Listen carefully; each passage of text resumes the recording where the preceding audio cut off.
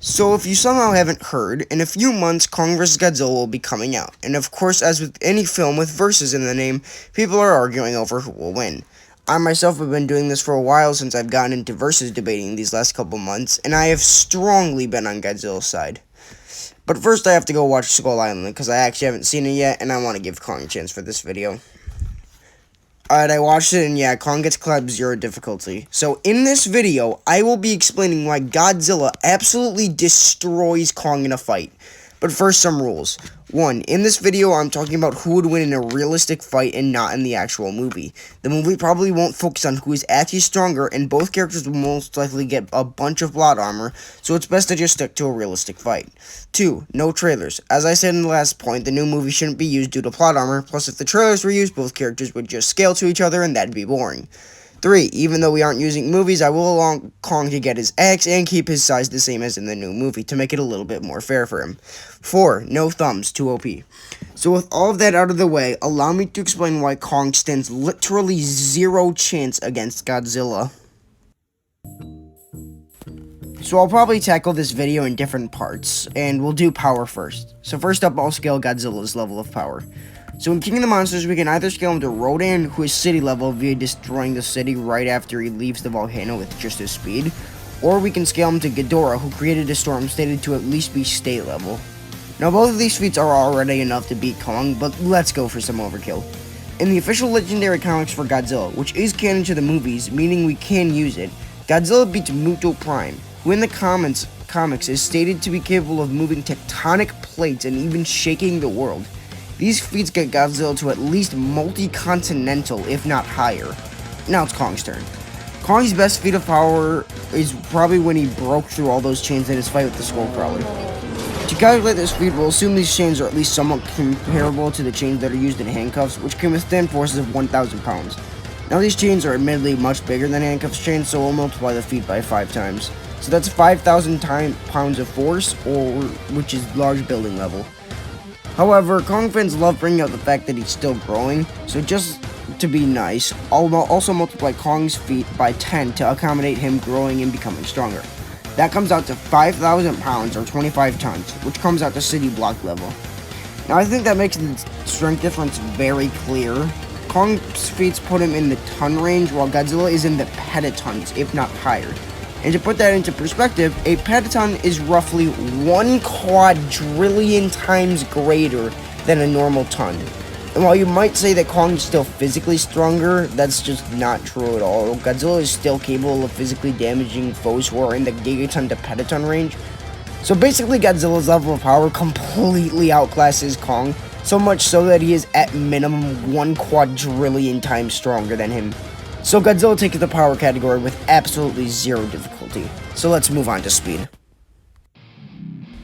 So at first glance it should seem obvious that Kong takes speed, right? Well, Kong definitely takes agility. He's much more nimble than Godzilla, however speed itself is another story. We'll start with Kong this time. His best speed of feat is most likely during his fight against the helicopters.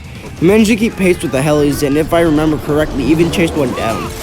For this feat, we'll be comparing these helicopters to the Apache helicopter, due to being similar in size and made around the same time as when Skull Island takes place. So Apaches can reach speeds of up to 227 miles per hour. This comes out to subsonic or faster than the eye can see. But surprisingly, Godzilla actually outclasses Kong in this category. So to calculate Godzilla's true speed, we'll need to do a bit of scaling. So Rodan can outfly fighter jets. The fighter jets in question look comparable to F-15 fighter jets, which would reach top speeds of around 3,000 miles per hour.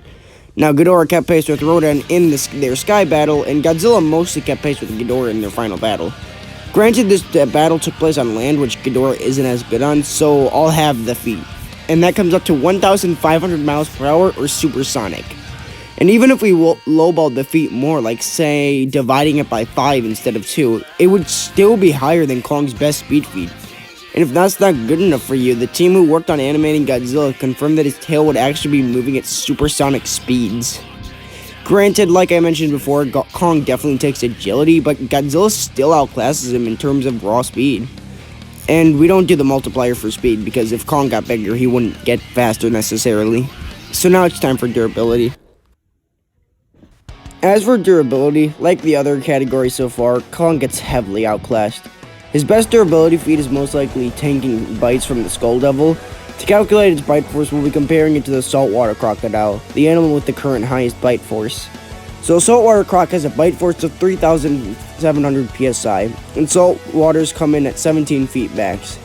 This would mean the Skull Devil is roughly 5.5 times bigger, so we'll multiply the bite force by that to get a bite force of 20,350 psi for the Skull Devil, or large building. Then of course we add the multiplier, which makes this feat come out to 203,500 psi, or multi-city block level. And while that feat is impressive, sadly Godzilla once again blows it out of the water. Godzilla has survived point-blank nukes, which we can compare to the current strongest US nuclear weapon, the B-83 aircraft bomb, which has an explosive yield of 1.2 megatons, or 2 billion pounds of force. Now people like to use the argument that Godzilla feeds off radiation, so that nuke feed doesn't mean anything. One, that's not how it works at all, and two, even if it did work that way, Godzilla survived another nuke maybe an hour earlier. But this isn't even the highest we can get as durability.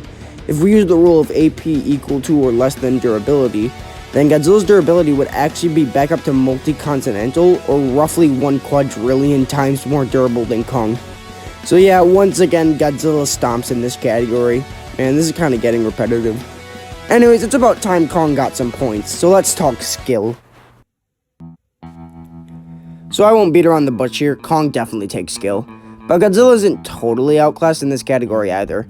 Godzilla is much more experienced than Kong. Godzilla is at least 250 million years old, while Kong is most likely 150 years old at max. Plus, Godzilla has better fighting experience. He's fought much stronger and much more crazy kinds of monsters, while Kong has really only fought skull crawlers and maybe an occasional other monster. However, even with the experience advantage, Godzilla can't keep up with Kong's intelligence or combat skill. Kong is definitely smarter. He's been shown to be capable of using complex tools, something only the smartest of animals can do, and he's far more skilled in combat. In fights, we've seen him consistently use his surroundings to his advantage and actively dodge attacks, as opposed to Godzilla, who mostly just tanks hits. So Kong takes a point, finally. Now let's talk their abilities and tools. I can't think of a starter for this segment, so let's just start with Kong. So Kong has his battle axe, which is made of one of Godzilla's spines, and it can basically absorb Godzilla's atomic breath and redirect it back in him.